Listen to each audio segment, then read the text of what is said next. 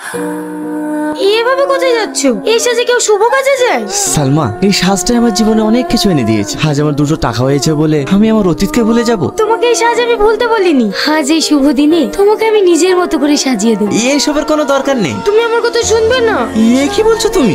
আমি তোমার কথা শুনবো না? শুধু তুমি ছিলে বলেই আজ আমি এত দূর এগোতে পেরেছি। আমি কি বলি জানো, সুখ কোনো টাকা পয়সা ধন দৌলত দিয়ে আসে না। এই মুহূর্তে আমরা আপনার কোম্পানির সঙ্গে ডিল করতে পারছি না।